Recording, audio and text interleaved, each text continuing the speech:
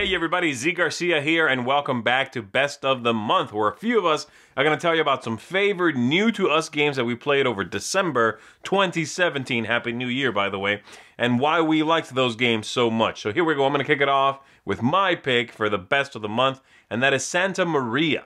I got to play Santa Maria, which is a Euro game with a lot going on in it, from Aporta Games, a company that I always keep my eye on, and this one lives up to what the company has been doing. In fact, it's one of the bigger games that the company has put out, and in it you are going to be managing resources, activating your buildings, gathering new buildings, and basically managing your board, your personal player board, in very interesting and intricate ways. The game has dice, and you're going to use those dice to activate rows and columns on your board. But the simplicity of the actions, coupled with the way that the game allows you to trigger them, allows for this really interesting web of abilities that you have. Each one by itself very simple, but since you can trigger sometimes 3-4 things at a time, the way you tackle it all together is really clever and interesting. Now, the game does have the possibility to create a lot of downtime, a lot of analysis paralysis from players that suffer from that. But I found it to be a Euro game that gives me all of those feelings that Euro games do, without the feeling of that soullessness that some Euro games have for me, where you feel like you are just pushing wooden cubes around. You know, I'm just going to trade in some green and grab a couple of red cubes, and then the 2 red for 1 victory point and a coin, and it all doesn't really mean much of anything. In this one, in my personal taste, it kind of skirted that issue. So I really liked it very much. Definitely check it out. That is Santa Maria, my Best of the Month. Hey folks, Mark here. You know, when I was a kid, one of my all-time favorite book series was the Choose Your Adventure series. Man, these books just sucked me in as a kid and refused to let go. I spent countless hours reading and rereading these books. Now, fast forward to today. My pick of the month is Legacy of Dragonholt. This truly feels like your Choose Your Adventure books of old, except you get to create a character and you get to live through the story with a collective group of people. It's a cooperative-based game, and the adventure and the storytelling is thematic and very rich. I just love it. Fantastic. One of my favorite games of 2017. Now you might say, Mark, this is more of an experience than a game. That might be true, but it doesn't discount the fact that this is a fantastic game experience. So you really need to check it out. My pick of the month, Legacy of Dragonholt. Jay Peacock here. Best game I played last month has to be this monstrosity of a game right here, Gloomhaven. I mean, this thing is bigger than my suitcase that I bring on trips. I told my wife this was like Diablo the board game, and it really is. There's that same leveling up, fighting baddies, and getting new, cooler spells. There's a shop in town. There's adventures and story that happens while you're on the road, going from one dungeon to the next. It's co-op. It's got an amazingly fun card combat system. Right at the start of the game, you've got so many options and you just want to kick butt in the dungeon. And then as the game plays on, you get more and more tired and those same moves aren't available to you. It is the dungeon crawl that kills all other dungeon crawls for me. Descent is on the seller's block right now. Gloomhaven, worth the hype. For me, the best game of the month was Heroes of Land, Air, and Sea. This game, which has that real-time strategy vibe to it. It's, you know, you have the 4 X's in the game, and this game actually does a really good job at that. You have your own race, whether you have the 4 races in the original game or the 4 in the expansion. Beautiful miniatures, really good quick actions. I'll take this action, other people can follow you. I'm going to build, other people can follow you. It just has this nice ebb and flow to it. I really like how the whole thing comes together. Highly recommend it. A lot of fun. Heroes of Land, Air, and Sea. Lots of cool expansions for it too, and it's nice and big.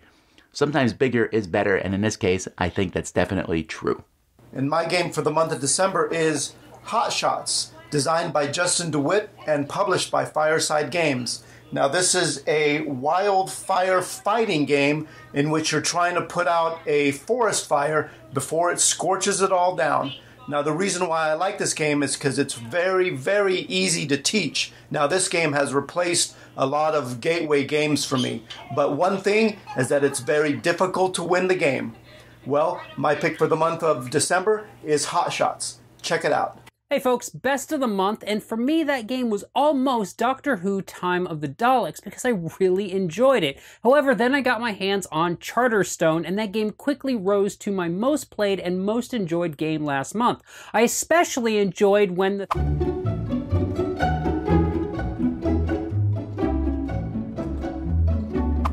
I'll see you folks next month. Rebecca and Hunter here from Family Showdown, and my pick of the month is Fog of Love. This game is a relationship role-playing game where you're one half of a relationship. You may or may not have the same relationship goals. Who knows? Try it out and see. And my game of the month is Lisboa, a heavy Euro game, but all you do is play a card and then take a card. Sounds pretty simple, but you're rebuilding an entire city. Crazy. My game of the month. Hello everyone, my name is Annette, and you may know me as Netters Plays. And today I'm going to talk to you about my best played game of December.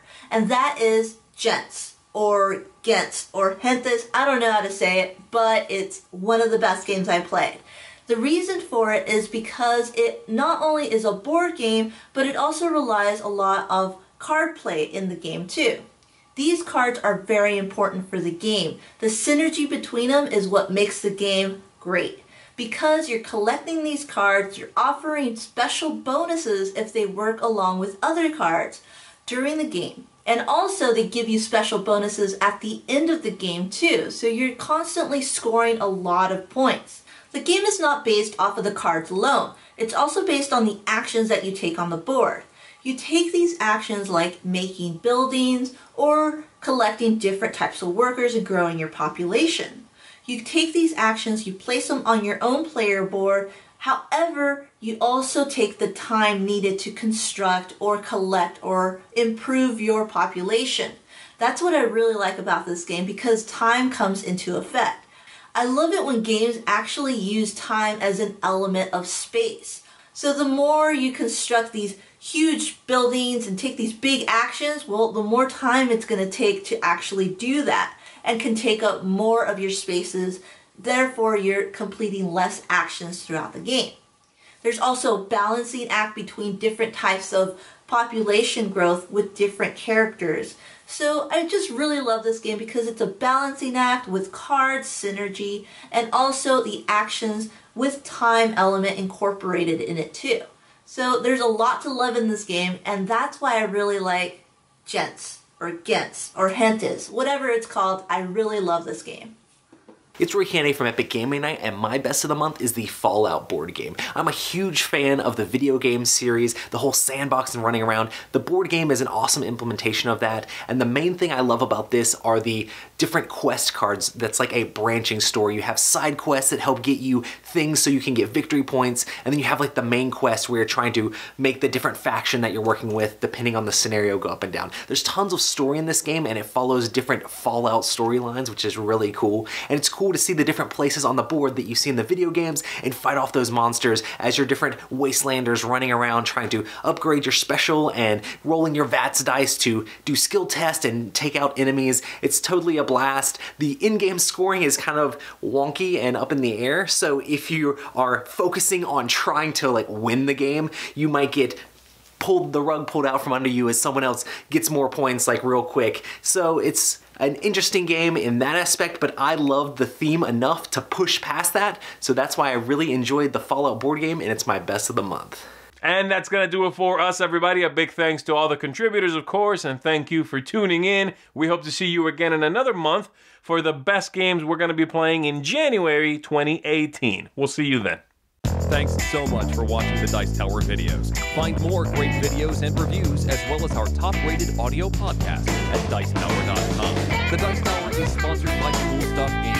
Cool Stuff. Cool Stuff. I'm Eric Sumner, and you've been watching the Dice Tower.